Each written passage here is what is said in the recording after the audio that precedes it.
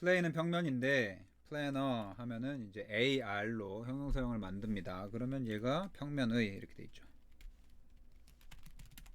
자, 그럼 코어 플래너는 뭐예요?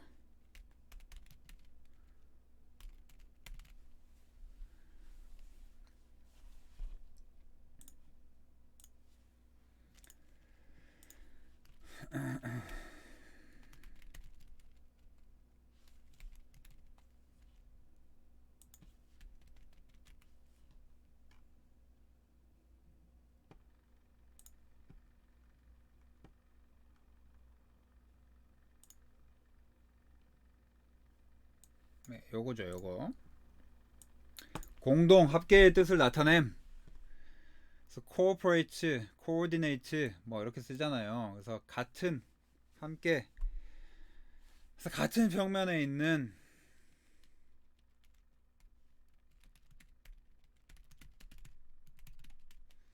같은 평면의 페이스들을, 페이스는 면이잖아요.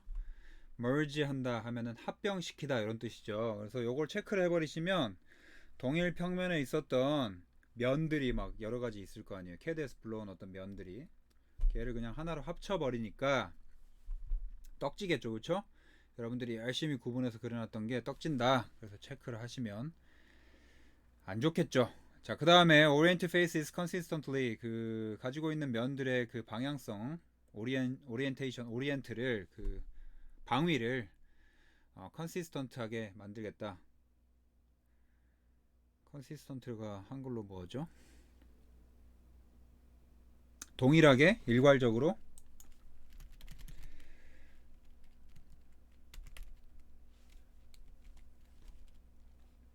네, 뭐 한결같이 일관된 뭐 일치하는 이렇게 돼 있거든요. 그래서 동일화 시키겠다. 그러니까 캐드랑 스케치업의 지오메트리 가지고 있는 그 페이스들을 컨시스턴트리하게 만들겠다. 이런 옵션들이 있고요. 요거는 다 부가 옵션들이니까 여러분들이 체크를 하든 안 하든 상관없지만 뭐 기본 설정이 빠져 있으니까 저는 건드린 적이 없어요. 자, 그 다음에 뒤쪽에 보시면 포지션 되어 있고 preserve a drawing origin 드로잉의 동서남북 우리가 위쪽을 그렸으면 여기서도 위쪽으로 표현되고 아래쪽으로 그렸으면 아래쪽으로 표현되는 그걸 그대로 맞출 거냐. 요것도 그냥 사실 그렇게 중요한 거 아니에요. 제일 중요한 건 얘겠죠. 자, 이걸 보려고 가지고 온 건데 스케일 우리가 밀리미터로 작업을 했기 때문에 똑같이 밀리미터로 얘가 프리세팅 되어 있을 테고요. 스케치업이 그리고 불러오는 애들이 같은 단위 유닛으로 밀리미터로 들고 들어와야 1대1 대응이 되겠죠. 그쵸? 얘가 제대로 되어 있는지 확인을 하기 위해서 옵션을 본 거예요. 자, 다 되어 있으면 그냥 임포트 가지고 올게요. 결과가 나와요. 7개 레이어로 작성이 되어 있고 아크가 2개 있었고 라인은 34개 폴리라인 52개 뭐 엠텍스트 1개 애노테이션 블럭 1개.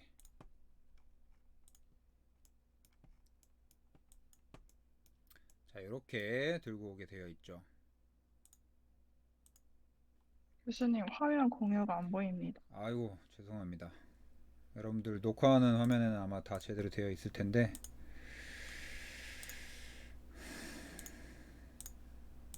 네, 앞에 내용 뭐 클릭하면서 보셨으니까 똑같을 텐데 혹시 화면이 궁금하신 분들은 나중에 녹화 화면 보십시오. 거긴 다 되어 있을 테니까. 자, 들고 들어오면 아마 여러분들 이렇게 퍼스펙티브 뷰로 들고 올 거예요. 그래서 요 위쪽에 보이시는 화면 4개, 요 아이콘 몇 개죠? 6개. 그 뷰가 아이소메트릭, 그러니까 퍼스펙티브 뷰가 아니라 아이소메트릭이다라면 이제 이 벽이 수직으로 올라가는 네, 그 뷰, 그리고 탑뷰. 저는 탑뷰가 왜 이렇게 생겼는지 잘 모르겠어요. 아직도 헷갈리는데 예, 어쨌든 탑뷰. 그다음 프론트 뷰, 라이트 뷰, 백 뷰, 레프트 뷰 이렇게 되어 있는데 여러분들이 이제 착각하시면 안 되는 게 스케치업이 건축을 위해서 탄생한 프로그램은 아니잖아요. 그래서 라이노도 마찬가지고 라이노라고 하는 프로그램도 제품 디자인 쪽에서 많이 사용을 하는데 그래서 프론트 뷰나 레프트 뷰 이런 식으로 많이 써요. 근데 건축에서 여러분들 패널 표시하실 때 좌측면도, 우측면도, 배면도 이런 표현은 조금 자제를 해주시고 건축에서는 방향, 향을 기준으로 북측면도, 서측면도 뭐 이런 식으로 표현을 해주시는 게 좋습니다. 아시겠죠? 뭐 그런 내용들이 여기 있다. 그래서 탑뷰에 보면 요게 있는데 우리가 요걸 모델링 해볼 거예요. 오늘 요거 모델링 같이 하시면서 한번 내용을 살펴볼게요. 자, 그러면 기본적으로 여러분도 도면을 열심히 그린 다음에 그 다음 그 스케치업으로 불러 들여와 가지고 그 내용을 3차원 모델링으로 하면은 조금 더 쉬울 거예요. 모델링으로 이제 스터디하는 과정도 있지만 여러분들 최종 모델링 하실 때 보통 활용을 하실 거기 때문에 이렇게 들고 들어왔다고 가정을 하면 지금 클릭을 해보시면 하나의 덩어리로 클릭이 될 거예요. 이렇게 파랗게 잡히는 게 각각의 요소들이 따로따로 떨어져 있는데 일단은 임포트를 하면 하나의 블록으로 들어와 있어요. 하나의 그룹이 되어 있는데 그 그룹을 안으로 들어가는 방법은 더블 클릭을 하시면 돼요. 들어가서 한번 볼게요. 자, 0,0 좌표를 기준으로 책정이 되어 있으니까 0,0의 요 UCS 좌표까지 합쳐져 가지고 블록 그룹화 되어 있는 거고 들어왔을 때 각각의 이제 요소들이 따로따로 다 클릭이 되죠. 그쵸? 제가 말씀드린 것처럼 같이 안쪽으로 이렇게 들어오게 되면 이 선 하나하나가 전부 다 각각의 엔티티로 되어 있기 때문에 얘에서 내가 라인을 이제 중복해서 그리시게 되면 그러니까 라인 위에 다시 라인을 그리면 닫혀져 있는 폐곡선으로 이루어질 수 있는 내부에는 면이 차져요. 그쵸? 면이 차 있잖아요. 그럼 얘를 푸시풀 툴 통해서 벽을 만들 수 있는데 제가 지난주에도 말씀드린 것처럼 이런 식으로 모델링 하시면 안 됩니다. 왜 안 되냐면 지금 얘를 더블 클릭 해볼게요. 트리플 클릭 들어간 상태에서 그러면 내가 바깥쪽에 만들어 놓은 엔티티 자체도 전부 다 선택이 되기 때문에 내가 이 벽체만 뭔가를 변경하고 싶을 때 따로 변경할 수가 없고 이 안쪽에 있는 애들도 전부 영향을 받아요. 그래서 내가 가지고 있는 도면은 참고용으로만 존재를 하도록 가지고 온 거라고 생각을 하시고 바깥쪽에 다시 한번 선을 그려주시는 모델링을 반드시 진행을 해주셔야 돼요. 아시겠죠? 앞으로도 마찬가지입니다. 원본을 훼손하지 마라 라는 게 요지예요. 원본은 그대로 둬라. 자, 그러면 이 상태에서 레이어 설정부터 해야겠죠. 캐드랑 똑같은 방식으로 하면 좋으니까. 근데 지금 레이어에 2D 창문, 2D 가구 뭐 이렇게 되어 있는 건 캐드에서 썼던 레이어가 그대로 들어온 거예요. 그래서 얘네들을 껐다 켜면은 캐드 전체의 레이어가 영향을 받아서 껐다 켜는 작업을 하실 수가 있을 거고, 그러면 3차원적으로 이제 필요한 레이어는 우리가 따로 작성을 하면 되겠죠. 레이어 0번이 디폴트 레이어라고 되어 있으면 우리가 여기서 이제 3D 벽체, 그냥 저는 영어로 월 이렇게 쓸게요. 3차원의 벽체를 만들 레이어를 또 하나 작성을 해둘게요. 그리고 모델링을 시작을 할 건데 일단 벽체 하나를 올린 다음에 나머지 설정들 여러 가지를 또 같이 살펴보면서 이야기를 해볼게요. 자, 벽체를 만들 때 벽체의 높이는 여러분들 설계에 따라 다르겠죠. 설계에 따라 다를 텐데 벽체를 만들기 위해서 일단 그룹을 나가시고요. 이 상태에서 자, 라인 클릭해야 되겠죠. 그렇죠? 벽체를 그대로 따라 그릴 거예요. 어떻게? 이렇게 시작 끝이 잘 표시가 안 돼요. 이게 스케치업의 또 단점인데 시작 끝이 표현이 안 되는데 내가 그린 시작점을 잘 기억을 하셨다가 거기까지 선이 딱 끝나면 이렇게 다시 꽉 차게 돼요. 됐죠? 자, 그 다음 얘를 어떻게 하면 되죠? 푸시 풀 툴을 통해서 클릭하고 위쪽 방향으로 올리면 되겠죠? 근데 정확한 수치대로 모델링을 해야 되니까 여러분들 이제 설계를 해놓으신 상태를 그대로 모델링 할 거 아니에요. 그러면 내가 만약에 설계를 했을 때 집 내부의 천장 높이가 얼마로 설계를 했느냐, 그러니까 슬라브에서 위쪽 지붕층 슬라브까지 나는 예를 들어 한 4200을 잡았다. 그러면 4200 이렇게 입력하시면 되겠죠. 그렇죠? 되게 높네. 너무 높으니까 좀 낮출게요. 한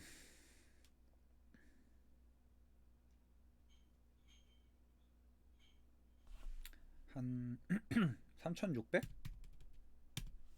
네, 요 정도 해볼게요.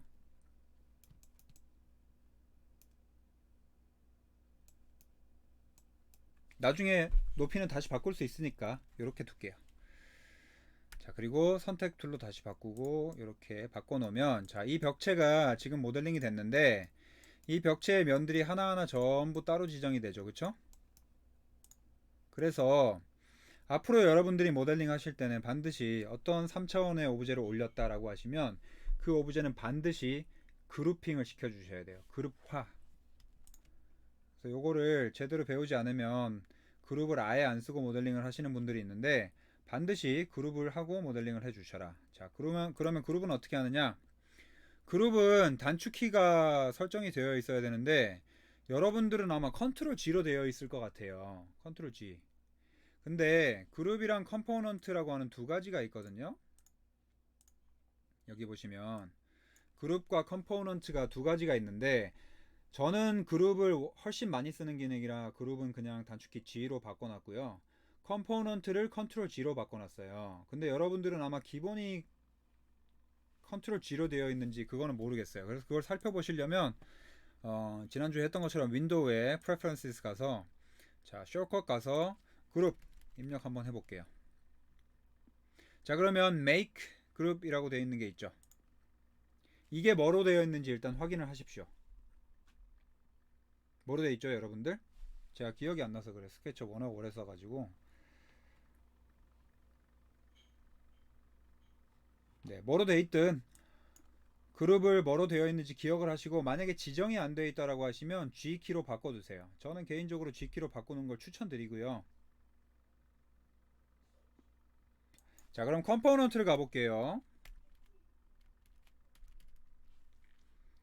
자 make component 컨트롤 G로 되어 있죠. 저는 요거 뭐로 되어 있는지 또 확인해 보세요. 요거 아마 지정 안 되어 있으실 텐데 요거 둘 다 지정을 하고 쓰시는 게 맞기 때문에 컴포넌트랑 그룹이 비슷한 기능인데 조금 다르거든요. 컴포넌트가 좀 더 복합화된 복잡한 기능이라서 조금 덜 써요.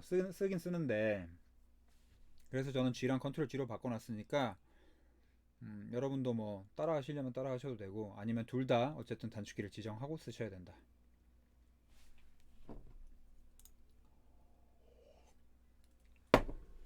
자 그러면 만들어 놓은 상태에 이 벽체를 하나의 그룹으로 그룹핑을 해줄게요. 그룹을 하려면 전부 다 선택이 돼야 되죠. 드래그를 하시면 안 좋은 게 아래쪽이 선택될 수도 있고요. 이렇게 드래그를 하면 되는 거 아니냐라고 했을 때 어떻게 됐죠? 이 아래쪽 선, 아래쪽 면, 선 다 빠졌죠. 그쵸? 그래서 요것들을 전부 다 선택해야 되는데 어차피 얘는 그룹핑이 돼 있으니까 이렇게 드래그를 하셔도 돼요. 이렇게. 근데 그것보다 더 정확한 건 트리플 클릭 기억나시죠? 이렇게 클릭하면 떡지지 않은 붙어있지 않은 내가 그린 엔티티는 한 번에 선택이 되기 때문에 이 상태에서 G키를 눌러서 저는 그룹핑을 해줄게요.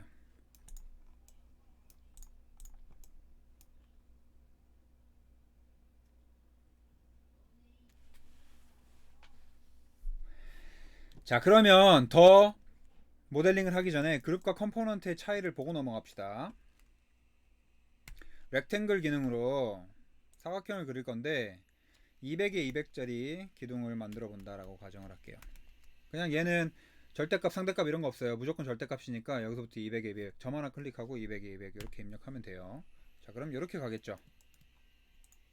자 얘를 높이를 2000 올려가지고 기둥을 하나 만들어 줄게요. 지금 그룹 안 된 상태죠. 자 안 된 상태에서 하나를 아무 때나 복사를 해둘게요.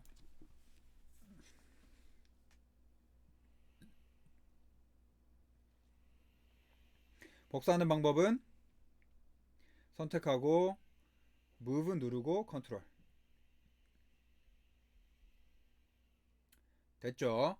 자 그럼 얘는 그룹 할 거고 얘는 컴포넌트를 만들 거예요. 트리플 클릭해서 G 트리플 클릭해서 얘는 컨트롤 G를 눌러줄게요.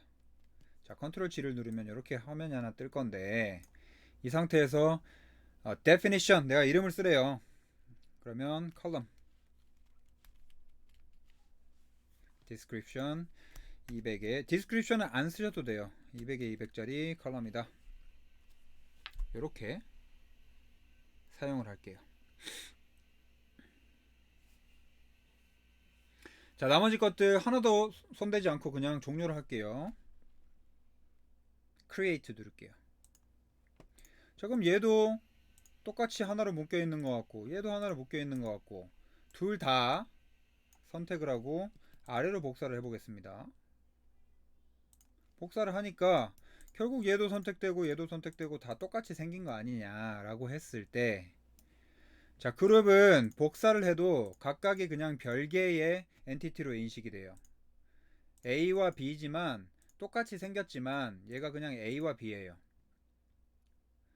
컴포넌트는 얘를 복사하면 완벽하게 동일한 애가 복사가 돼요. 얘도 A고 얘도 A예요. 그 말은 뭐냐?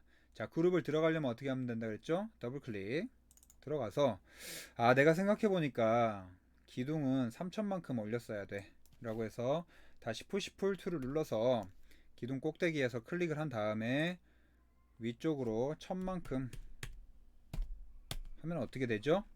자, 바깥쪽에 있는 컴포넌트 똑같이 영향을 받고 있죠? 그쵸?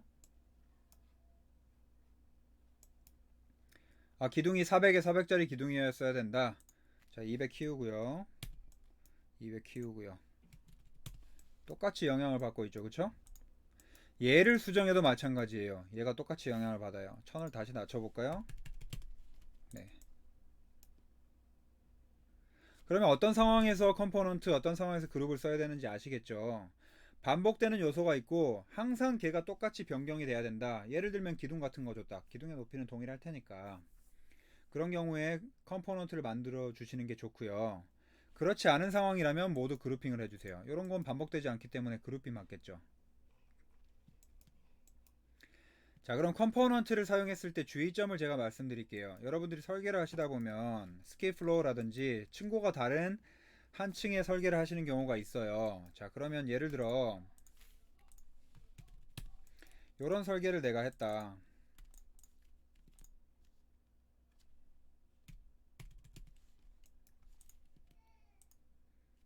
내가 설계를 하다 보니까 여기 층고가 높아요. 이런 설계를 했어요. 좀 더 차이가 나게 극적으로 바꿔볼게요. 이렇게. 근데 기둥이 이렇게 들어가서 이제 받쳐줘야 되잖아요. 그쵸? 이렇게 받치겠죠?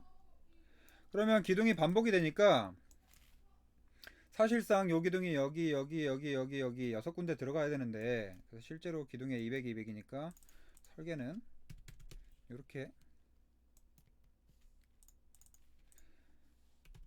이렇게 되는 게 맞을 겁니다. 이렇게 겹쳐지게. 얘를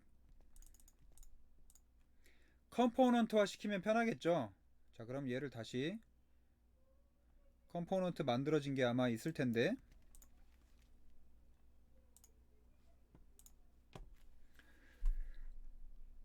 만들어진 컴포넌트는 여기 보시면 우측에 컴포넌트라고 되어 있는 게 있어요. 내가 만들어 놓은 게 여기 뜹니다. 그래서 지금 요거 어차피 똑같은 거 쓸 거니까 클릭해 가지고 가지고 올게요.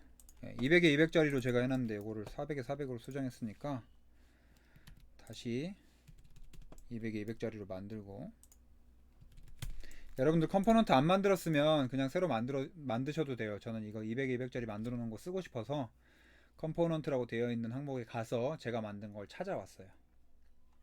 자, 그러면 얘를 일단 높이를 맞춰야겠죠.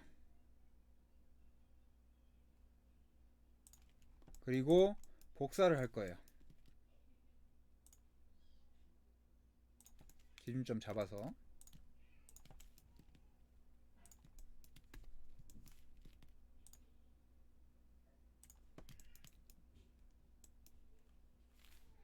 자, 동일한 위치에 복사하고 싶으니까 우리 많이 했던 거 있죠?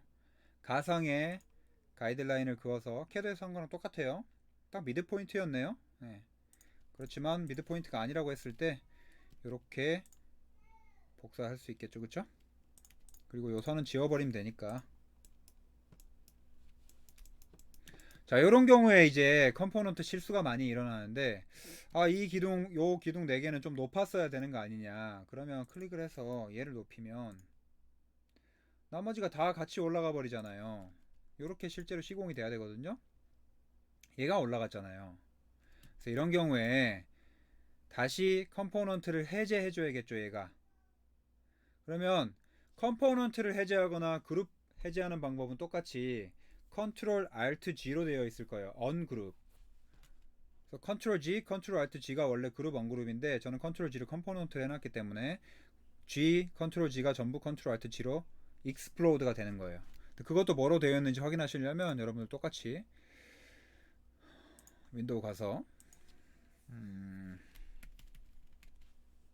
언그룹이 아니네. 네, 여기 보이시죠? explode, 폭파시키다. 이게 Ctrl Shift G로 되어 있죠. explode가 뭐로 되어 있는지 확인하시고요. 자, 그럼 얘를 explode 하면 되는 거 아니냐? 맞아요. explode 하면 얘가 별개로 인식이 되기 때문에 다시 트리플 클릭해서 얘를 컴포넌트 잡겠다라고 하면 다른 이름으로 저장을 해주셔야겠죠.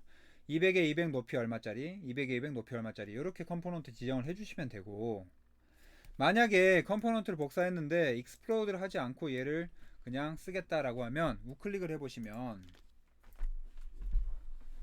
여기 보시면 make unique라고 하는 게 있어요. make unique. 그래서 독자적인 애로 만들어 주겠다라고 하는 기능이 있습니다. 그래서 얘를 클릭하면 그룹핑이나 컴포넌트가 풀리지 않은 상태에서, 얘도 컴포넌트예요. 얘랑 연동성이 풀려요. 그러면 얘는 복사를 해가지고 다시 이 컴포넌트를 조절하면 여기에서부터 복사된 애는 똑같이 영향을 받으니까 요거 두 개가 묶여 있게 되겠죠.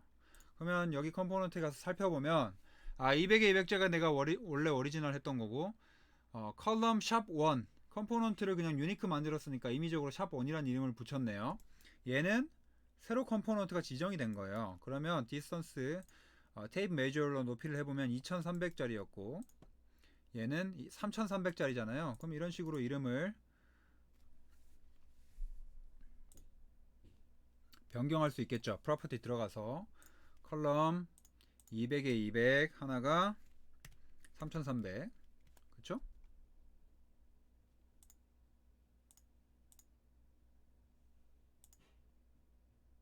잠깐만 다시 여기서 그냥 변경하면 되네요. 네. 곱하기 3300, 그리고 컬럼 얘를 넘버 원으로 하고 싶은데 그럼 얘를 제로로 바꿨다가 얘를 2번으로 바꾸고 2300, 그리고 다시 얘를 1번으로 바꿔줄게. 네, 이렇게 하면 되겠죠, 그쵸? 그러면 넘버 1은 3300에 200에 200에 3300짜리, 넘버 2는 200에 200에 2300짜리. 그래서 이렇게 두 개가 지정이 된 거예요. 그래서 제가 다시 말씀드리고 싶은 건, 컴포넌트는 복사를 하면 전부 영향을 받기 때문에 make unique 기능을 통해서 별도의 관리를 꼭 해주셔야 된다. 이게 귀찮으면 그냥 그룹을 써라. 하지만 그렇기 때문에 이렇게 네 개가 동시에 변경되게 하기 좀 힘들 거다. 네, 이런 차이가 있다. 자, 그래서 그룹과 컴포넌트 소개가 다 끝났고, 나머지는 뭐 해야 되죠? 해당되는 벽체들 다 올려주시면 되죠. 자, 그러면 이런 경우에는 그냥 렉탱글 툴로 이렇게 올리는 게 편하겠죠, 그쵸? 얘도 그룹. 자, 나머지 똑같이 다 올려줄게요. 더블 클릭하면 직전에 했던 높이 기억하겠죠?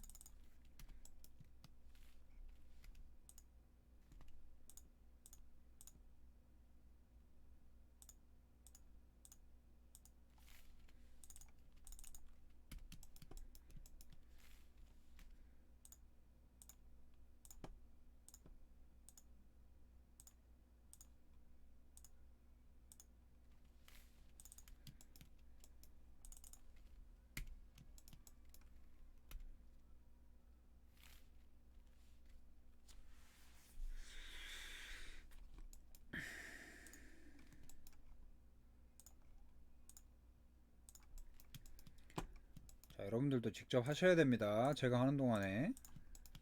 제가 여러분들보다 클릭 속도가 빠른 건 아니잖아요, 그쵸? 똑같은 속도로 하실 수 있을 거예요.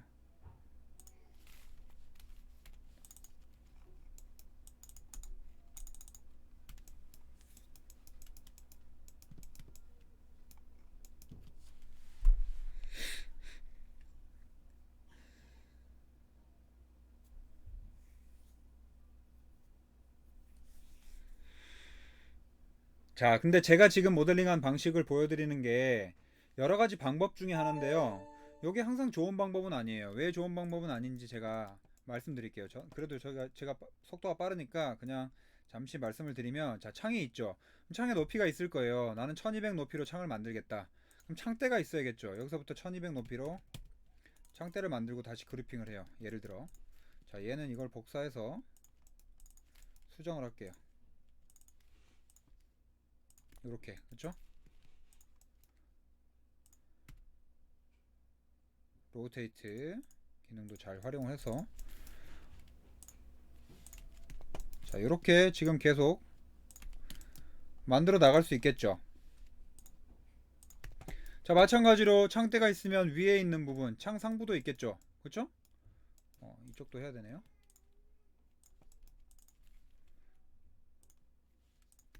자, 이런 식으로.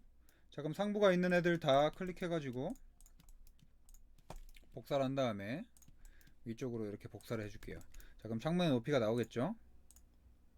1200. 네.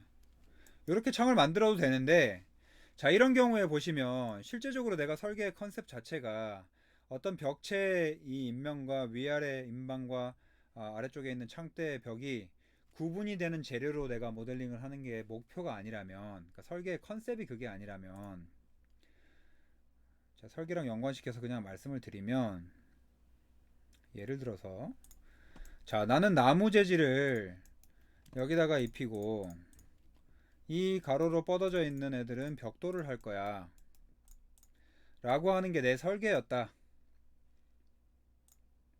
라고 하시면 이렇게 하면 되죠. 이게 디자인이니까. 그쵸? 설계와 디자인이 컨셉이 같이 가야 돼요. 근데 만약에 이게 아니라 내가 가지고 있는 게 컨셉 자체가 이게 아니고 나는 요게 그냥 전부 하나의 벽으로 디자인이 됐어야 돼요. 외장재가 보기에. 그런 경우에는 지금 제가 한 것처럼 다 벽체를 따로따로 모델링 해가지고 올리는 게 아니라 이거 덩어리를 하나로 올려놓고 파먹는 디자인을 하는 게 훨씬 좋아요. 자, 그 파먹는 디자인이란 게 무슨 말이냐. 자, 렉탱글 사각형을 그릴 건데 이 벽 두께가 얼마인지 일단 계산을 해봅시다. 150이네요. 자, 그럼 사각형을 여기다 그려요. 일단 꽉 채워. 꽉 찼죠. 이렇게 푸시프로 하면 전체가 꽉 찬 애가 올라가겠죠. 그쵸?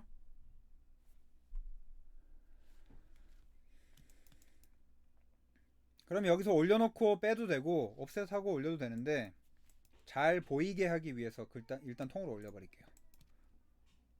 자, 요거죠. 까먹기 전에 그룹핑 해놓고요. 자, 그룹에 들어가서 옵셋 얼마죠? 150 두께였죠. 벽체가 150으로 만든 다음에 가운데 있는 애를 푸시풀 툴로 내려버릴게요. 빼버릴 거야. 어디까지? 바닥까지 그냥 쭉 밀어버릴 거예요. 엔드 포인트를. 어떻게 됐죠?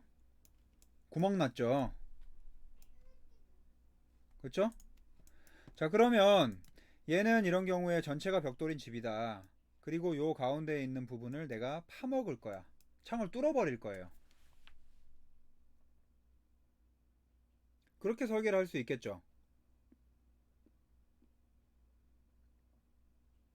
그러니까 모델링을 설계라기보단.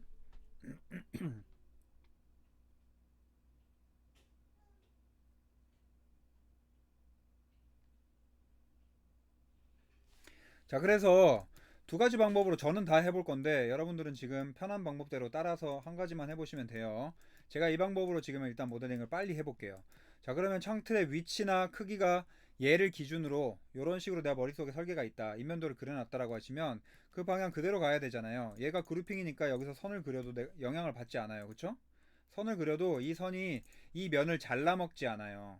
그래서 바깥쪽에 선을 그려주고요.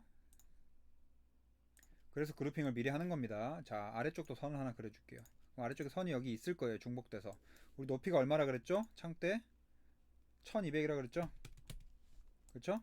자, 그 다음 위에 있는 선 또 그려주고요. 얘의 높이를 또 1200으로 낮췄죠.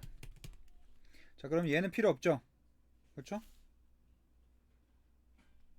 이 면도 필요 없어요. 우리가 이 면을 사용할 게 아니라 가이드라인을 그리려고 한 거예요. 이렇게 얘가 필요한 거예요. 이 위치가. 이해돼요? 요 위치가 필요하다. 자, 그러면 들어가서 그룹 들어가요. 이제 요 위치가 희미하게 표시되죠? 그럼 렉탱글로 따라서 그리는 거예요. 중복돼서 그려졌거든요. 다시 푸시풀 툴로 면 쪼개졌죠. 이제 이렇게 해서 벽 안쪽 기준까지 쑥 밀어버리면 창이 뚫려요. 그쵸?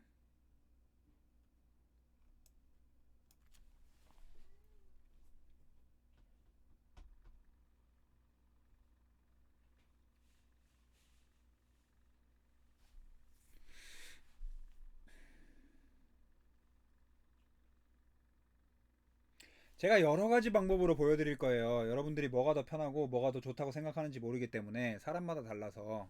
자, 그러면 이렇게 해서 문과 창 위치를 다 잡아가지고 높이 지정해서 뚫는 방법 또 하나가 있겠고요. 그쵸?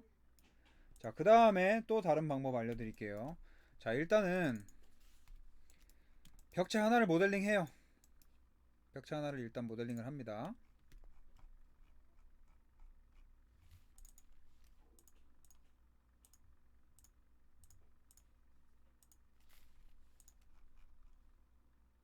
그룹핑 할 거예요. 자, 이 벽으로 들어가요. 내가 만든 모든 벽은 이제 이 벽에서부터 확장할 거예요. 자, 그러면 이 아랫선에서부터 지금 아랫선 선이 여기 존재한다 그랬죠. 클릭이 된다 그랬죠. 여기 클릭된 거 보이시죠? 얘를 1200 높이로 복사를 해요.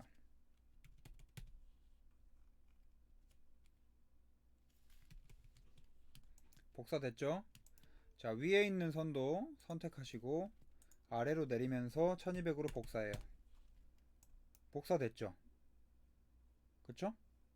그러면 여기서 정확한 위치를 지정해서 선을 직각으로 딱 그었기 때문에 이제 이 면이 쪼개지게 돼요. 그쵸? 그럼 어떻게 하면 돼요? 얘는 놔두고 푸시풀 툴로 요걸 늘리는 거예요.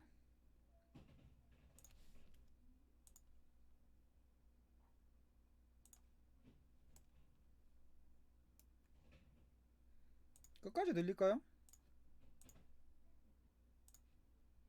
됐죠? 자, 그 다음에 아래쪽에 기준이 있잖아요.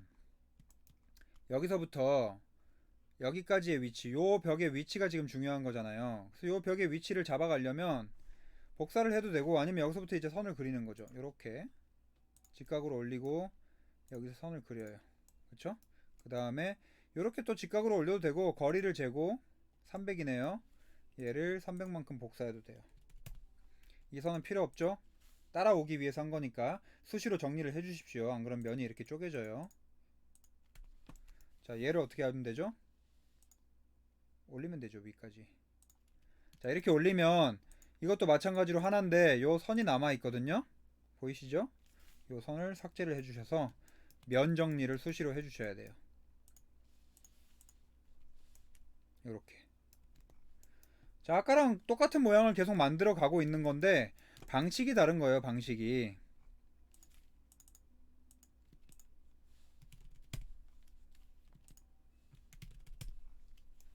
이해되시죠?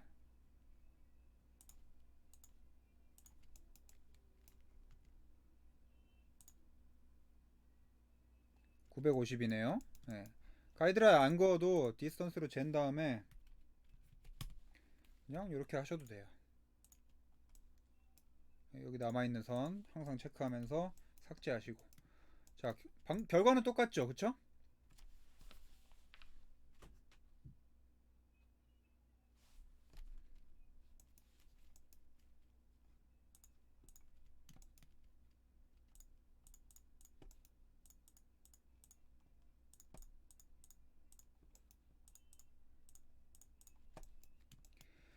그래서 어느 방법으로든 만들면 되는데, 자, 만약에 내가 이 방법으로 했어요. 이게 제일 빠르고 편했어. 처음에 만든 게 얘예요. 그러면 지금 우리가 거슬리는 건 이런 선들이 필요 없다는 것과 이 선들로 인해서 각각의 그룹, 각각의 애들이 다 따로따로 선택이 되기 때문에 우리가 재료를 먹일 때 지금 제가 버킷 툴을 이용해서 머티리얼로 이렇게 재료를 딱딱 입혔거든요. 이거 나중에 해볼 건데 재료를 입힐 때 요 단위별로 다른 재료가 들어갈 수 있고 다 입력한다 해도 요 선들이 눈에 거슬리기 때문에 좀 잘못 모델링 된 게 된 거잖아요. 그러면 어떻게 해야 되느냐? 자, 내가 별도로 모델링한 애들 요 아래쪽 거 빼고 캐드선 빼고요. 전체를 다 선택하시고요. 만약에 캐드선이 선택됐다라고 하시면 쉬프트로 빼주시면 되겠죠. 이렇게.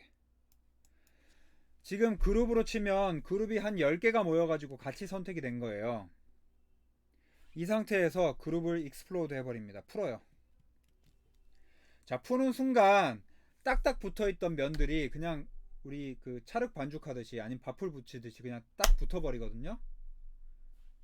이미 붙었어요.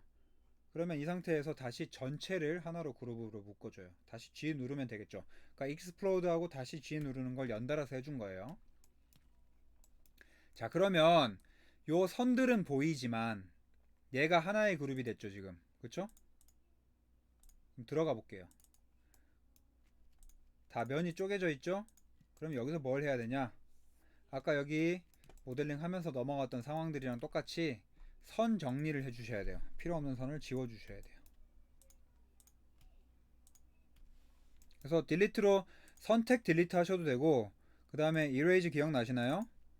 이 키 누르고 이렇게 요게 더 쉬울 거예요. 딱 클릭 안 해도 되니까 밀고 지나가면 됩니다. 클릭 안 하고 이렇게.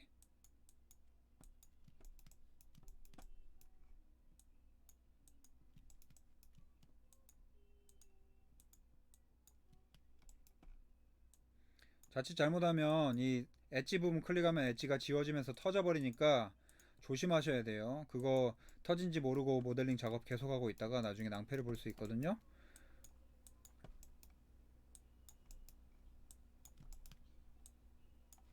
이렇게 돼요. 보이시죠? 네. 요 난리가 납니다. 잘못 클릭하면.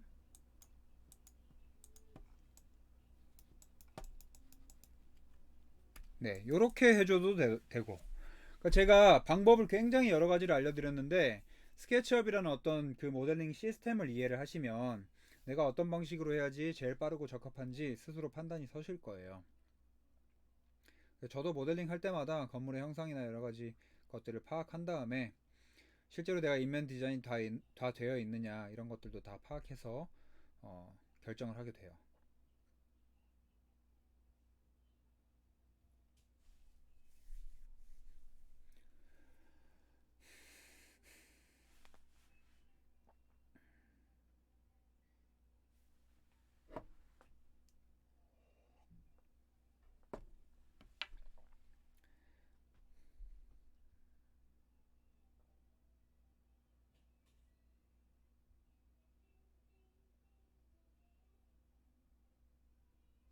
됐죠?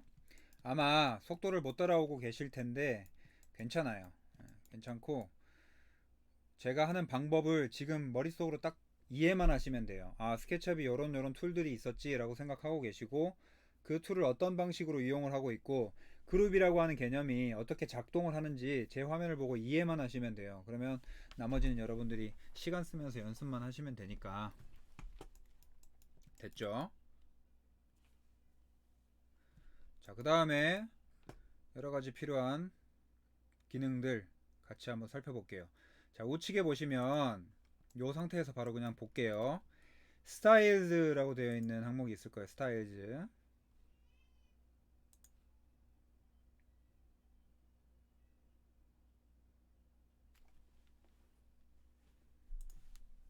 거기에 에디트라고 되어 있는 탭을 클릭해 보세요. 에디트.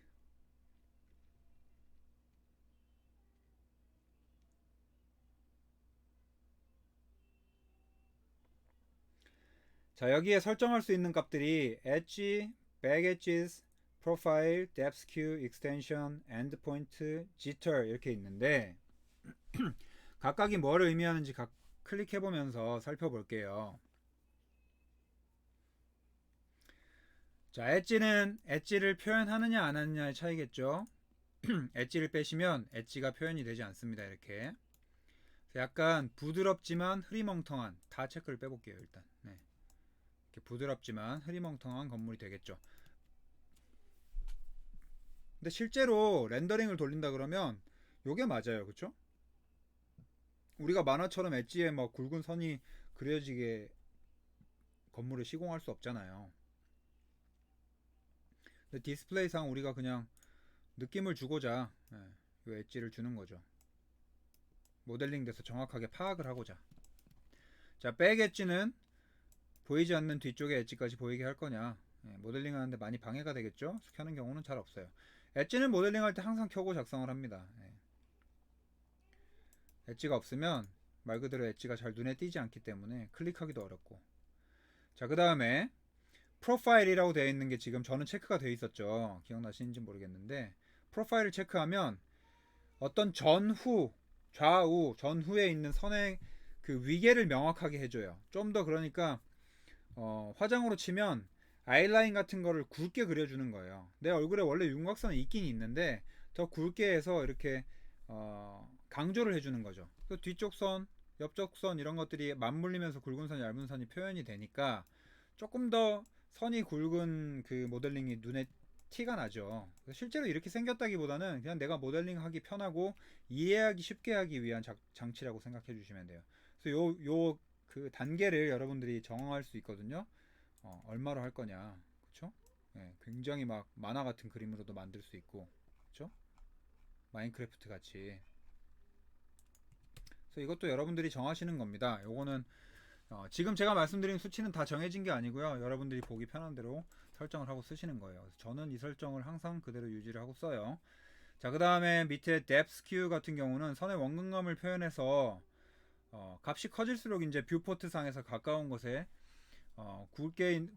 가깝고 이제 굵게 그리고 멀리 있는 건 얇게 보여주는 그런 기능이라고 보시면 돼요.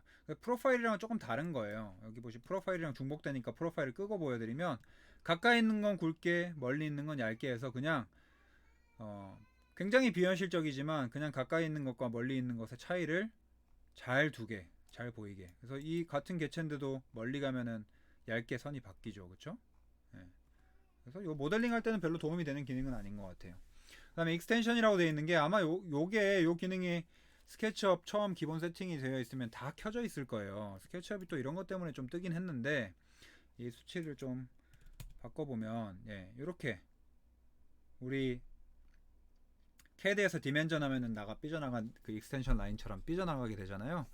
근데 이게 왜 기본 세팅이자 유행이 됐냐? 스케치업이라는 그 프로그램 태생 그대로 스케치한 것처럼 모델링을 만들어주는 기능이었거든요. 그래서 스케치할 때 우리가 이렇게 선을 긋잖아요. 그러면 이제 선들이 조금씩 삐져나가죠, 그렇죠?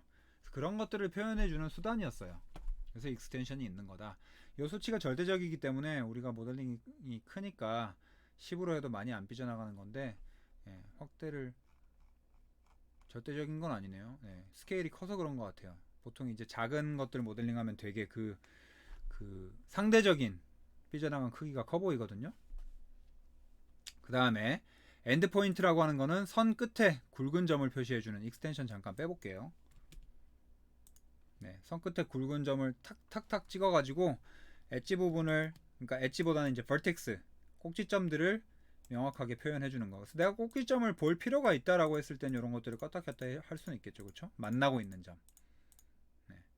그다음에 지터라고 하는 건 우리가 직선을 그릴 때 이렇게 한 번에 직선을 쫙 그릴 수 있는 사람은 잘 없잖아요. 그래서 조금 휘어져 있더라도 선을 여러 번 쓱쓱쓱쓱 그려서 직선인 것처럼 전체적인 굵기가 직선인 것처럼 그리는 과정을 많이 하잖아요. 그러니까 일종의 뭐 오토튠 같은 거죠, 우리 손에. 그래서 그런 과정을 표현한 거예요. 그래서 여러 선을 그어가지고 여기 좀 중복돼서 보이는 이런 것들 보이시죠? 스케치한 것처럼 티가 나게. 그래서 스케치업 제일 처음에 샘플 모델링 받아보면요, 프로파일, 익스텐션, 지터가 다 켜져 있어가지고 뭐 이런 형식이에요. 아마 여러분들 이런 화면으로 지금 모델링을 하고 계시지 않았을까 생각이 되는데 스케치업 처음 설정하시면 다 빼주십시오. 이 기능을 사용하는 건 좋지 않아요. 전문적으로 활용하기엔 좋지 않습니다. 프로파일 같은 경우는 호불호가 있는 것 같아요. 빼고 쓰시는 분도 있고 저는 켜고 쓰는데 조금 더 명확하게 보이는 게 좋은 것 같아서 저는 켜고 쓰는 편이에요.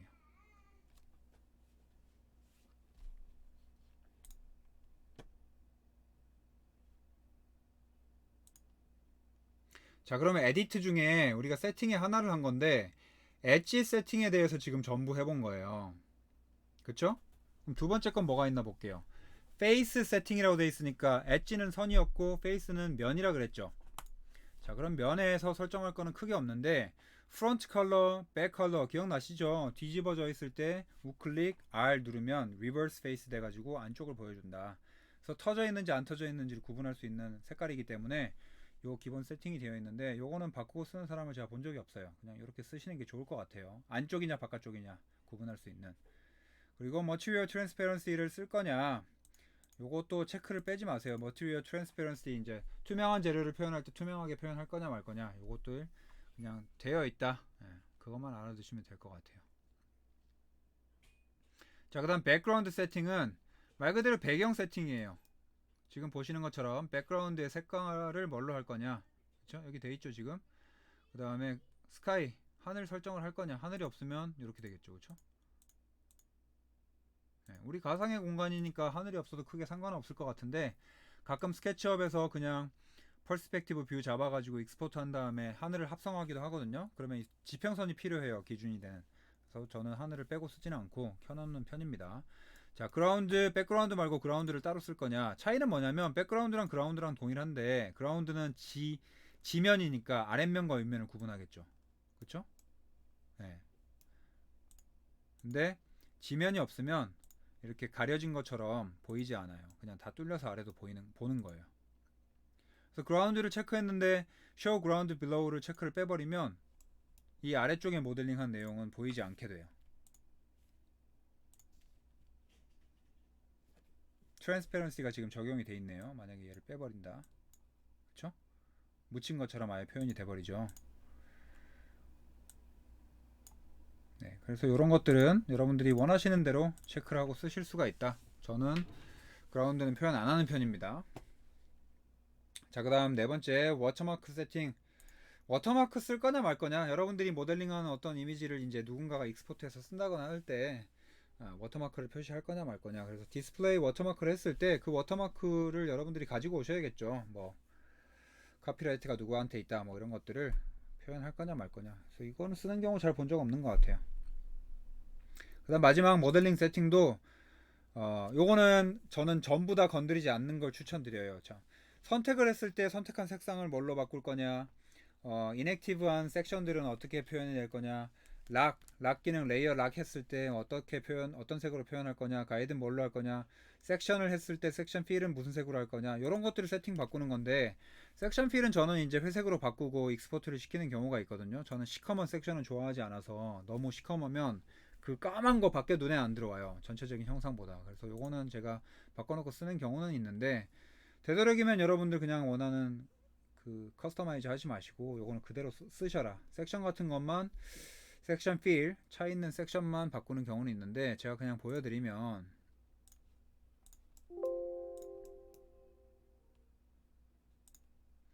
이렇게 섹션을 자를 수 있는 툴이 있는데요.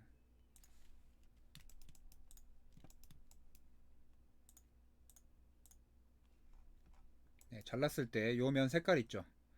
얘가 이제 너무 시커멓게 돼 있으면 네, 이렇게 보이거든요. 저는 이게 이제 익스포트 했을 때 느낌이 그렇게 좋지 않아서 조금 빼고 쓰는 편이긴 해요.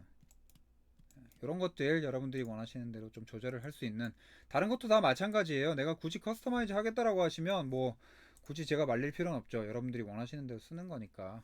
그래서 그런 것들 다 조절할 수 있는 창인데, 저는 되도록이면 그냥 변경하지 않고 쓰는 게 좋다고 생각을 합니다. 아시겠죠?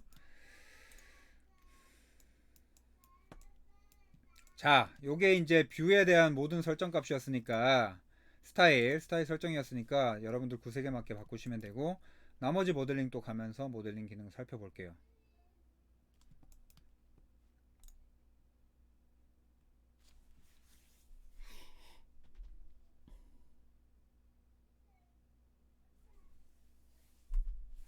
자, 기본적으로 건물이 이제 기초가 있어야겠죠, 그쵸? 다시 레이어 가셔서 플러스 3D 파운데이션 이렇게 체크를 하고요. 제가 이거 원로 설정을 안 했던 것 같아요, 그쵸? 네, 엔티티 인포 가서 3D 원로 이렇게 변경을 해주시면 여기로 들어갈 겁니다. 자, 현재 레이어 체크하고 파운데이션을 대각선 여기에서부터 여기까지 사각형 만들어주면 새로운 사각형이 차겠죠, 그쵸? 기초는 집 아래에 존재하니까 뭐 깊이 한 400 정도 깊이로 기초를 만들어 볼게요.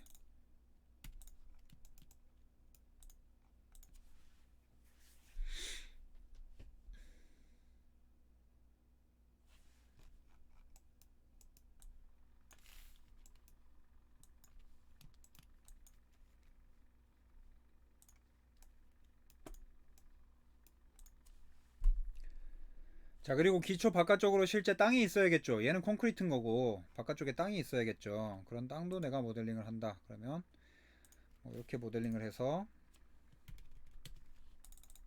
따로 만들어 둘 수도 있을 것 같아요. 그럼 얘도 레이어 설정을 해야겠죠, 그쵸? 3D 그라운드. 자, 근데 문제는 뭐냐? 지금 기초를 모델링 했는데 기초가 요 땅 속에 묻혀 있는데 중복돼 있죠. 들어가 보시면 얘가 이렇게 중복돼서 요거랑 얘가 겹친 모델링이 된 거예요. 그쵸? 그럼 사실상 땅을 파가지고 기초를 묻어야 되니까 이 기초에서 땅에서 기초만큼을 파내야 되잖아요. 그쵸?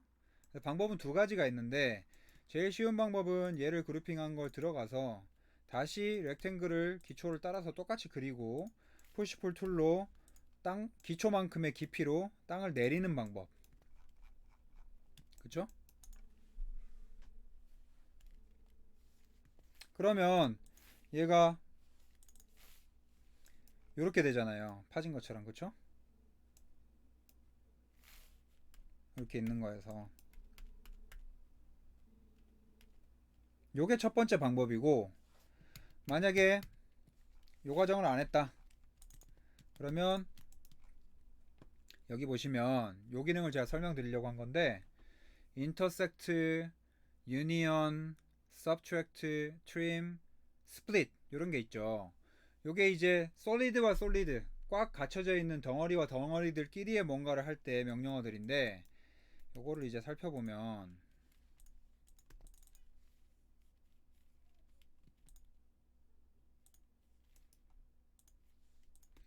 이렇게 겹쳐 있는 개체가 있을 거 아니에요.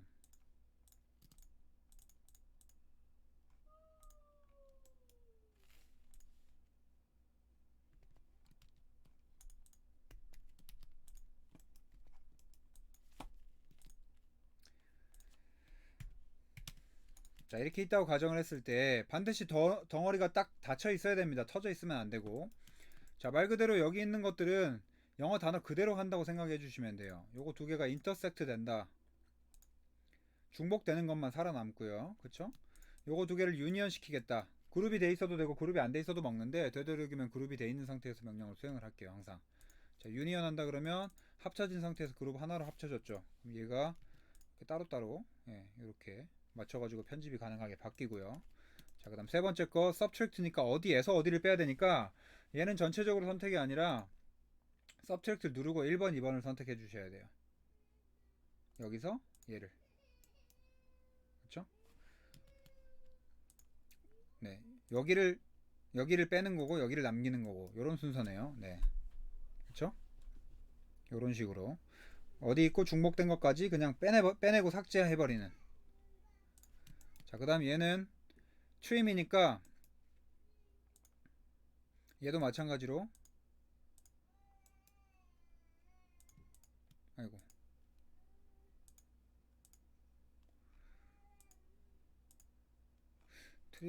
트림 제가 사실 솔직히 말씀드리면 써본 적이 없어가지고 그만큼 트림 안 쓰는 트리라고 생각하시면 되는데 그냥 두 개 선택이네요. 살펴볼까요? 어떻게 됐는지.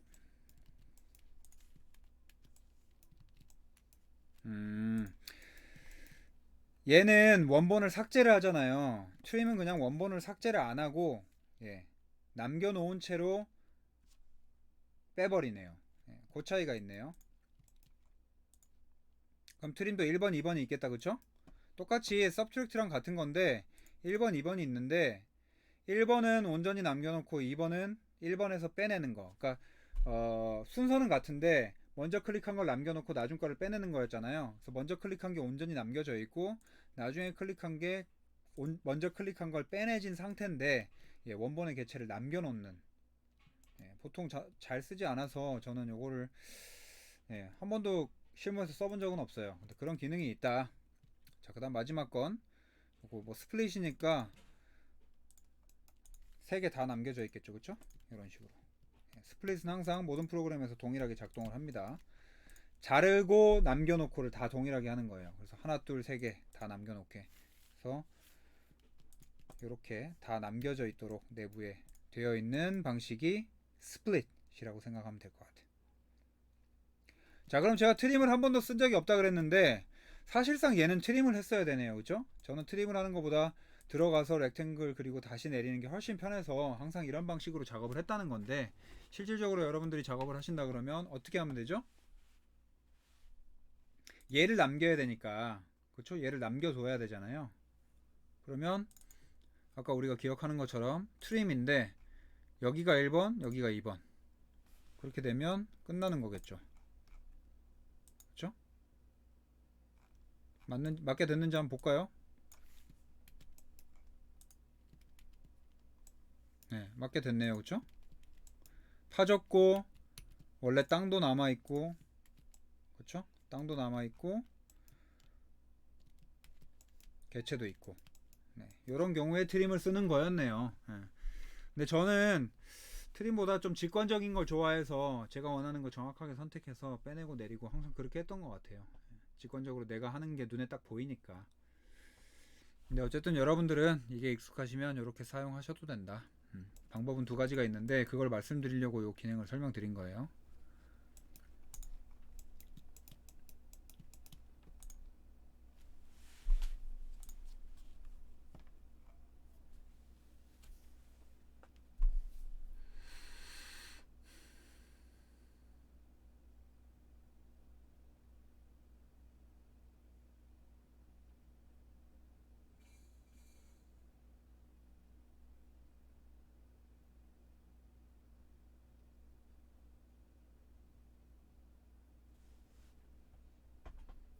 다 해보고 계시죠? 제가 시간을 좀 드릴 테니까 한번 해보십시오.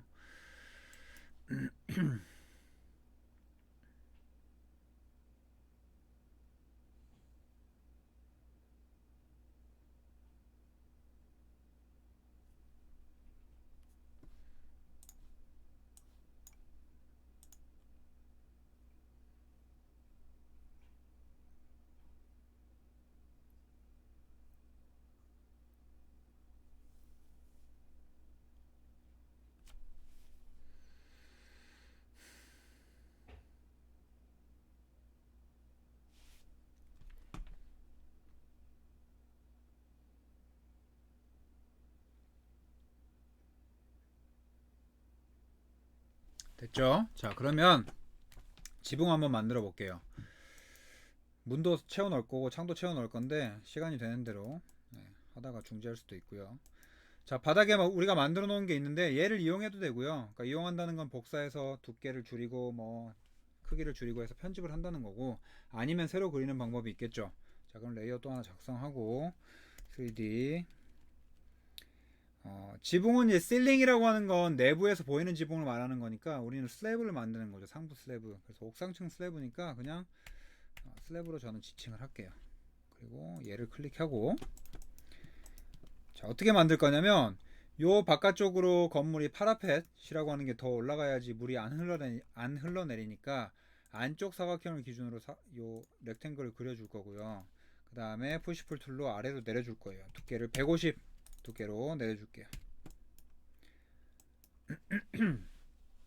자, 그럼 실제로 높이가 우리가 얼마를 지정했었죠? 3600이었고 얘를 빼면 3450짜리의 노출 천장이 되는 거고, 실제로 여기에 이제 천장에 들어있는 뭐 에어컨이라든지 전기 배선이라든지 전구의 뭐 뒤에 튀어나온 부분이라든지 이런 것들 다 가리려면 그 가려져 있는 천장 속 공간이 필요하잖아요. 그쵸? 그래서 천장 속 공간을 따로 모델링해서 실링을 만들겠다라고 하면 실제로 천장고는 이거보다 낮아지는 거고요. 벽체는, 내부 벽체는 여기까지 올라가는데 이 벽체는 조적벽이라고 하면 이 슬래브까지 결합돼 가지고 쌓여질 필요는 없겠죠. 그렇죠? 이렇게 중복되어 있는 게 지금 모델링이 잘못된 거란 말이에요. 그렇죠? 그런 경우에 두 가지를 수정해야겠죠. 바깥쪽은 파라펫으로 더 올라가야 되고 안쪽에 있는 벽은 더 내려가야 되고 이거보다. 그렇죠? 그럼 벽체를 수정을 해줘야겠죠. 자, 클릭을 해서 들어간 다음에 벽체가 지금 전체가 하나의 면으로 같이 지정이 되어 있어서 전체적으로 오르락 내리락 하잖아요. 그럼 얘네들의 면을 구분해 주면 되겠죠. 어떻게?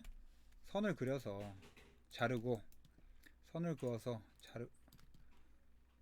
딱 자르면, 자, 얘는 푸시풀 툴로 낮출 건데 어디까지? 요 아랫면까지. 그쵸? 딱 맞게 낮아졌죠? 얘는 파라펜만큼 올릴 건데 얼마만큼? 뭐 물 떨어지지 않는 정도, 아니면 사람이 떨어지지 않으려면 난간의 높이 정도 이렇게 올려야 되잖아요. 그쵸? 그래서 이런 거 할 때도 이제 설계 디자인에 맞춰서 예를 들어 문 상부까지 파라펫이 있어야 되니까 이런 걸 디자인을 저랑 꼭 같이 지금 딱 따라서 하실 수 없어요. 제가 그냥 보여드릴게요. 이렇게 위를 채우시고 요 부분의 면적 높이는 내가 나중에 바꿔도 되니까 내리고 올리고 내리고 하면서, 그쵸? 면 정리를 해주시고,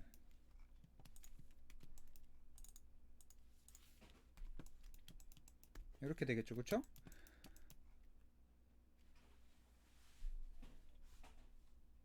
아, 제가 지금 계속 보였다 안 보였다 하는 거는 하이드 언하이드를 해서 그래요. 하이드 언하이드.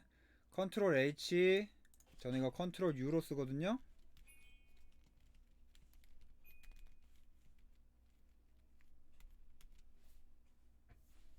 아, 밑에 해놨구나. 네. 하이드 언하이드를 지금 계속 하고 있는 거예요. 캐드에서 전구 모양 껐다 켰다 하는 거랑 똑같이 내가 선택한 거 하이드, 언하이드 요거 계속 하고 있는 거예요. 그래서 보였다 안 보였다 하는 겁니다. 자, 그럼 파라펫이 실제로는 이 두께보다 조금 좁게 올라가겠죠. 그쵸? 그러면 옵셋 해서 골조벽은 골조벽인데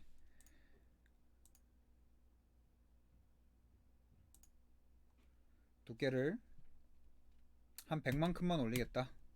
아이고,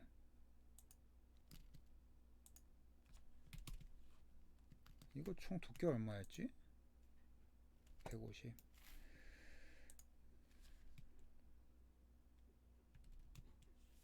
네, 그래서 얘만 올리겠다. 뭐 난간 대신 할 수 있게 뭐 더 높이 올려도 되고 아니면 뭐 그냥 뭐 낮게 올려도 되는데 전 난간으로 활용을 해볼게요. 나중에. 네, 총 900 높이로 올렸어요. 그래서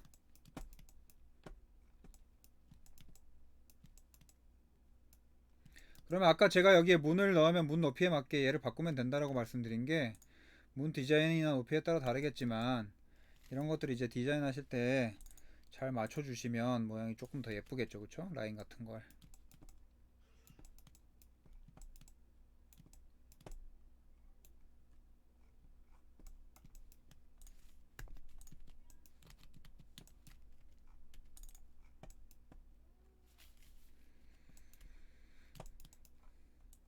예, 들어가서 이런 선 정리 같은 거 계속 잘 해주셔야 돼요.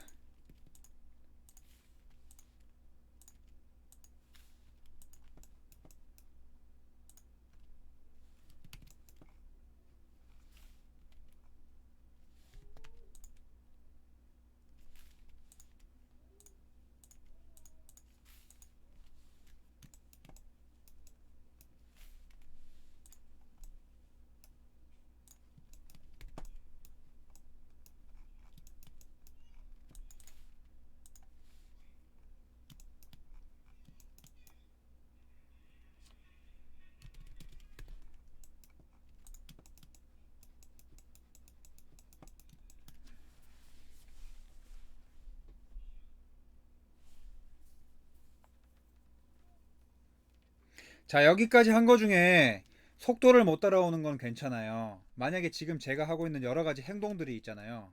막 화면 돌리고 뭐 껐다 켰다 뭐 하고 하는 그거 중에 지금 도대체 당신 뭐 하는지 모르겠다, 아예 이해가 안 된다 하는 장면이나 그런 게 있었으면 지금 말씀해 주세요. 다시 설명을 드릴게요. 혹시 그런 부분이 있었을까요? 있었을 것 같거든요. 워낙 급하게 하다 보니까 스케치업 비중된 시간이 적어서.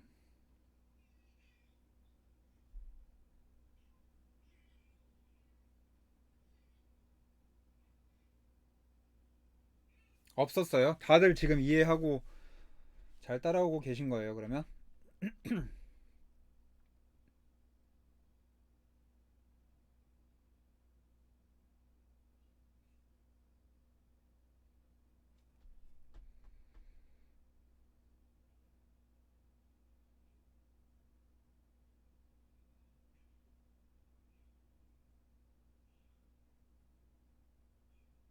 네. 아무도 없다니까 굉장히 잘 따라오고 계신 걸로 그냥 저는 판단을 할 수밖에 없네요. 그쵸? 네. 자, 그러면 이제 뭐 해야 되죠? 창틀 만들고 문 만들고 안쪽에 타일 깔고 뭐 이런 것들 쭉 진행을 하면 되겠죠. 그쵸? 계단 만들고. 자, 쉬운 거부터, 눈에 빨리 띄고 잘 되는 거부터 계단부터 만들어 봅시다. 자, 계단 만드실 때 여러분들 캐드 도면 그릴 때도 그렇게 작성하시던데, 일단은 기본적으로 계단은 한 칸, 내가 만들 한 칸보다, 그러니까 여러분들 계단 만드실 때 이렇게 만드시면 안 돼요. 이렇게 하시잖아요, 보통. 그쵸? 그럼 계단이 지금 매달린 부분이 없죠? 이거 툭툭 떨어질 거 아니에요. 얘가 밑으로 뚝 떨어질 거 아니야. 테트리스처럼. 그쵸? 그래서 실제로 계단을 이제 모델링 하시려면 두 칸, 두 칸 기준으로 렉탱글을 짜고, 대중적인 높이 뭐 한 165, 170, 170 정도로 잡아볼게요. 170 기준으로 높이를 잡고 얘를 트리플 클릭해서 그룹핑 한 다음에, 자, 일단 하나를 중심 기준으로 이렇게 복사를 해요. 됐죠? 자, 이 상태에서 그냥 곱하기 몇 하면 아까처럼 쭉 올라갈 텐데, 그러면 이 계단 한 칸 한 칸이 전부 따로따로 지금 그룹되어 있는 상태에서 뭐 10개가 올라가잖아요. 그러면 선택이 쉽지 않아요. 그래서 계단 한 칸을 올렸을 때 요거 두 개를 선택해서 재그룹을 해주세요. 그룹 안에 그룹, 더 큰 그룹을 만들어 주세요. 그럼 들어가면 또 그룹이 있겠죠. 들어가면 얘 또 수정 가능하고, 재그룹을 해주세요. 자, 그러면 그룹을 한 번만 들어가신 상태에서, 자, 그룹 계단 윗단 하나 선택하고, 잠깐만요. 그 전에 슬래브 레이어에 갑시다. 똑같은 레이어로 그냥. 아니야, 계단 따로 만들래요. 네, 요거는 안 따라 하셔도 되니까. 네, 요렇게 지정하고 갈게요. 자, 요 상태에서 위쪽 걸 클릭해서 그룹 안에 들어와 있는 거예요, 지금.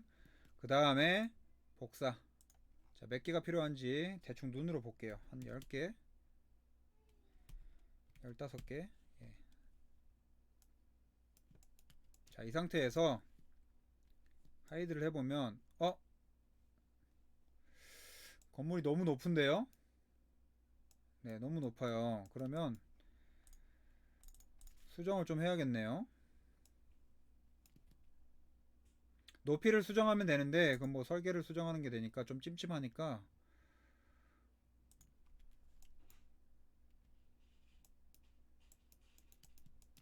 자, 임의로 그냥 순간적으로 설계 변경을 해볼게요.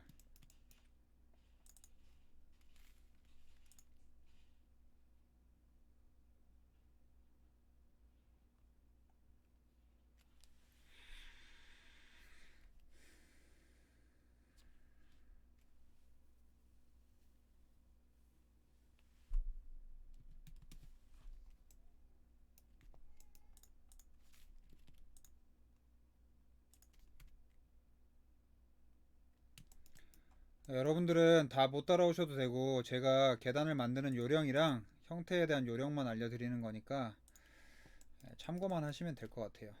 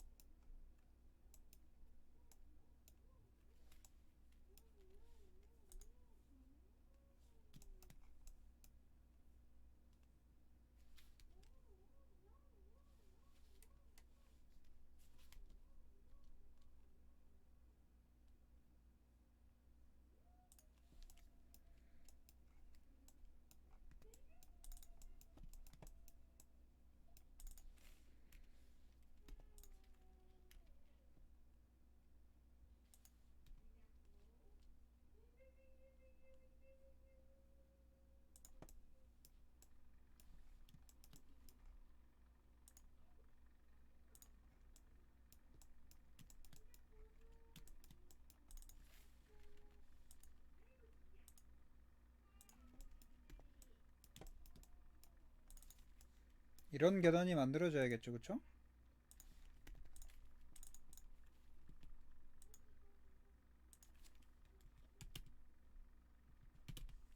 네, 이렇게 만들어줘야겠죠, 그쵸? 이렇게 돌아가게 기둥도 박혀야 될 것 같고요. 제가 말씀드리고 싶은 건 중요한 건 이게 아니고, 자, 계단을 이렇게 모델링하고 그냥 끝내 오시는 분들이 많은데, 실제적으로 여러분들이 철근 콘크리트로 계단을 만든다고 하면 이 계단의 아랫면을 이렇게 두지 않아요.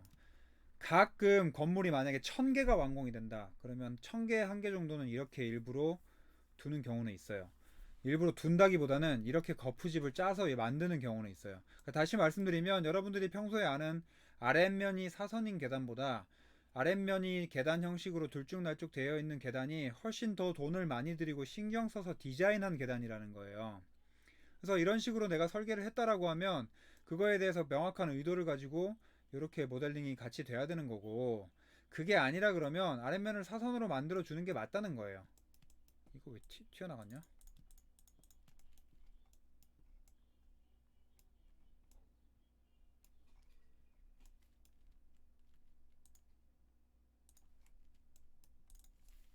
그래서 그런 것들을 처리를 해 주셔야 되는데, 실제로 모델링이 정확하게 되어 있다라고 생각하면 그런 것들을 명확하게 잘 만들어 주셔야 되는데, 사실 이거를 이제 제가 오류를 계속 만들어 보면서 이렇게 하면 안 된다는 걸 말씀드리는 건데, 얘가 컴포넌트로 여러분들이 처음에 디자인을 했다라고 하면 실질적으로 여기가 사선으로 막혀 있으면 되잖아요, 그쵸?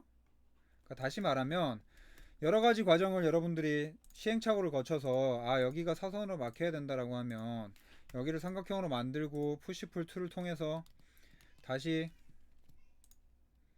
밀어 넣은 다음에 얘도 그룹핑을 하고 얘와 얘가 하나의 그룹이 돼서, 그쵸? 그룹을 풀고 다시 그룹하고 해서 지우고, 요 과정을 해가지고 다시 아 실수했으니까 다시 이거를 복사를 10개를 하고 하는 과정을 다시금 쭉 해나가야 되잖아요 지금, 그쵸? 요렇게 해야 되잖아요.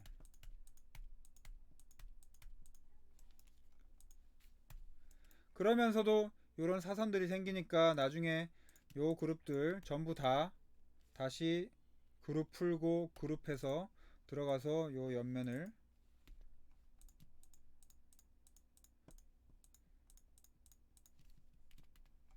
지워주시는, 그죠? 지우개 툴로 요 짓을 다 해야 실제로 계단을 만드시는 건데, 실제로 계단을 디자인할 때 또 두께가 이렇게 두껍지도 않죠. 얘는 슬라브 두께만큼 가니까, 그쵸? 그래서 이런 것들을 굉장히 오랜 시간 걸쳐서 여러분들이 다 시행착오를 거쳐 주셔야 되기 때문에 처음에 계단 만들 때 미리 그 조그마한 것들을 좀 예상하셔가지고 컴포넌트로 디자인을 하시고 그거를 만들어 가는 게 좋다. 그래서 컴포넌트로 디자인했으면 지금 이런 과정에서 어떤 장점이 생기느냐, 이렇게 돼 있었죠, 그쵸? 자, 이 아래쪽을 새로운 삼각형 만들 필요 없이 이 개체 자체를 변경을 시킬 수 있잖아요. 여기에 윗변을 선택하고 move M키 눌러서 이렇게 드래그를 하면 이거 자체가 지금 이런 사선으로 바뀌었죠, 그쵸?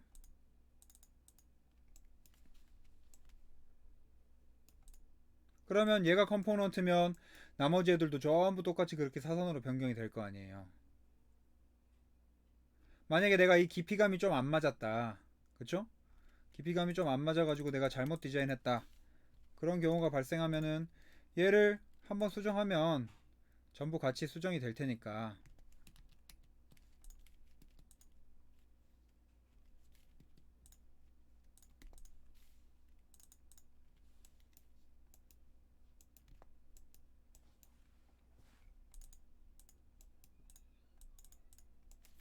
이 면을 이동시키면 되잖아요. 깊이감이 안 맞다 그러면 예를 들어 뭐 요 정도다.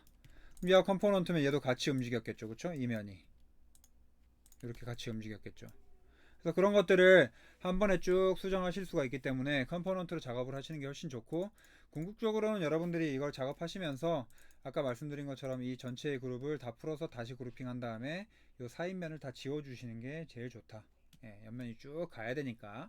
자, 그게 됐다고 가정을 하고 그 다음 중요한 게 뭐냐, 여러분들이 하이드 잠깐 해놓을게요. 이 높이랑 이 높이가 정확하게 상단과 상단이 맞아야 되잖아요. 그래야지 계단을 딱 밟았을 때 옆면으로 넘어갈 수 있잖아요. 근데 아마 수치상 계산을 해보면 우리가 요 윗면을 얼마로 잡았었죠?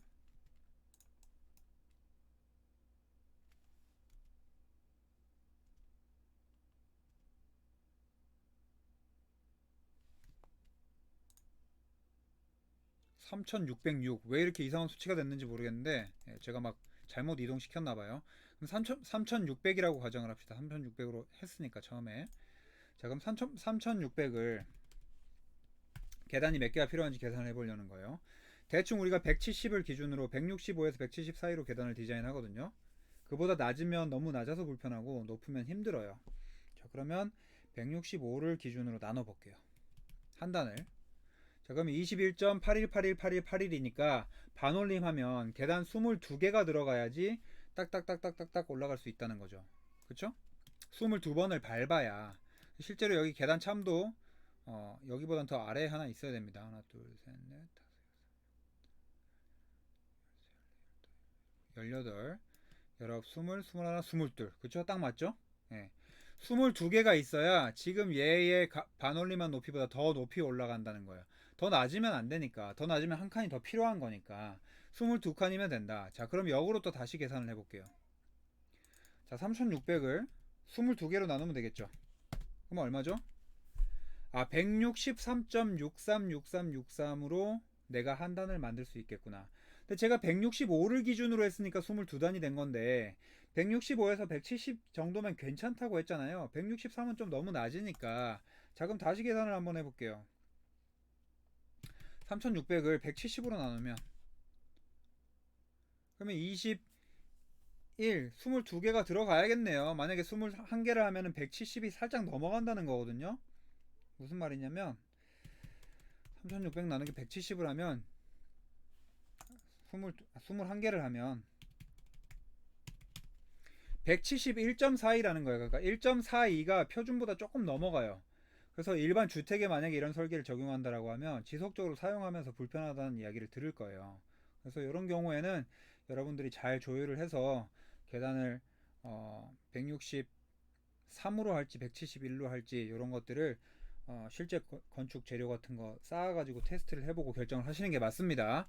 어쨌든 지금 22개의 기준으로 간다고 하면 21.818181 이런 수치였잖아요. 그쵸?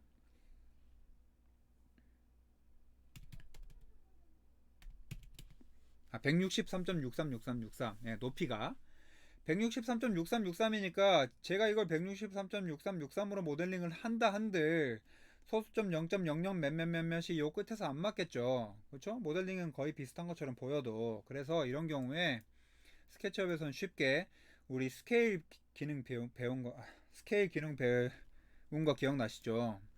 스케일 눌러서 지금 스케일 변화가 필요한 부분은 뭐죠? 높이만큼만 필요한 거죠. 그래서 위아래 기준이 되는 요선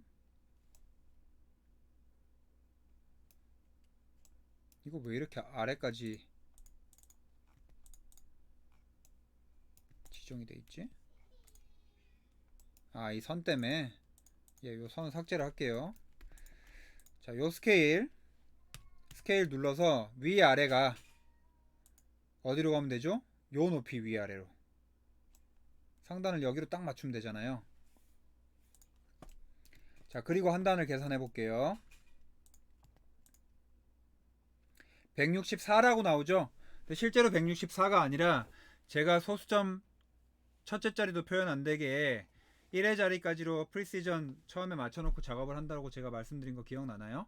그렇기 때문에 164로 표기가 되는 거지 실제로 소수점 첫째 자리까지 표현을 하거나 둘째 자리까지 표현을 하게 하면 163.63636363이 떴을 겁니다. 네.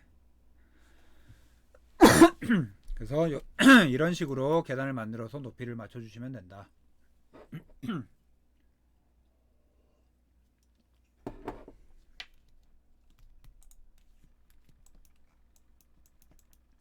자, 그럼 저 같은 경우는 이 올라간 부분에서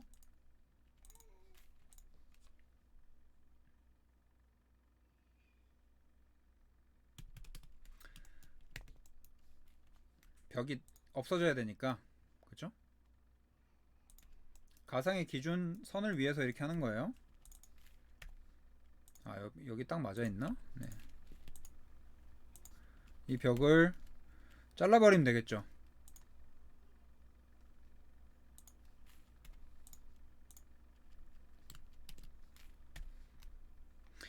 요것도 잘 보시면 이렇게 옆으로 밀어도 사실 뻥 뚫려야 되잖아요. 근데 여기 남아 있잖아요. 그쵸? 그래서 이런 경우에 요 엣지를 삭제를 하면 되거든요. 근데 요렇게 하지 마세요.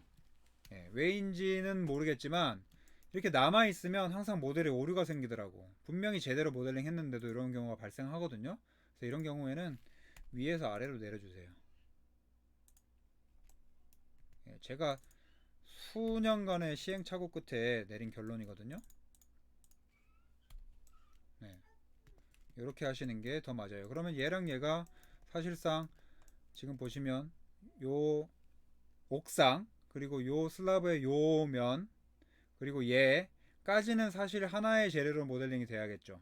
요렇게 슬래브가, 그쵸?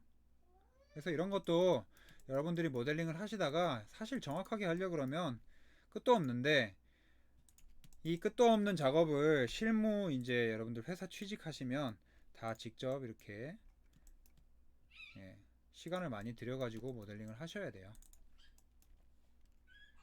예, 어떤 걸 켜고 어떤 걸 켜가지고 뭘 수정하고 이런 것들을 잘 보시면 지금 제가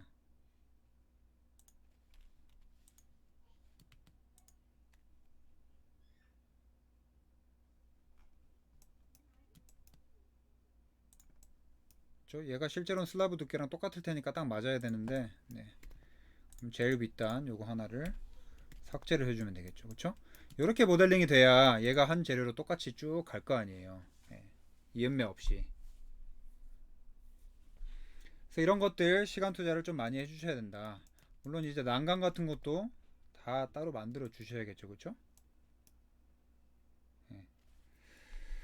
난간 만드는 것도 해보려면 해볼 수는 있는데, 일단은 기본적으로 지금 못 만든 게 난간이랑 문이랑 창호랑 뭐 안쪽에 있는 가구들, 그 다음에 타일 표시, 그 다음에 재료에 관한 것들, 이런 거 지금 못 했거든요.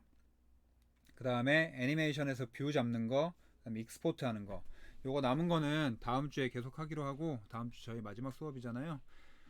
다음 주에 수업을 마치면 스케치업 웬만하면 다 모델링 할 수 있는 정도로 실력을 좀 만들어 놓고 마무리를 합시다.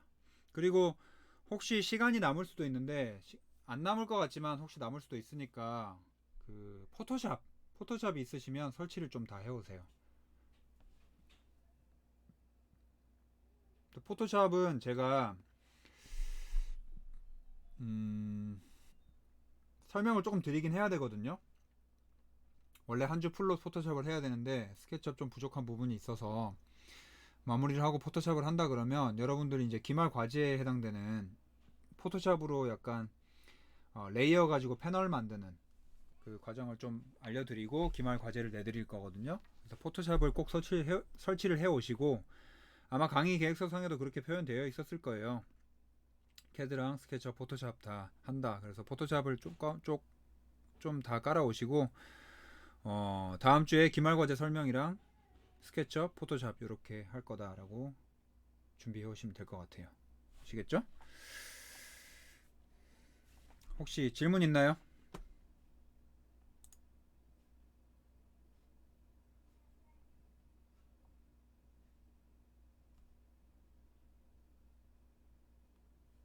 네, 없으면 강의는 여기서 마무리하도록 하겠습니다.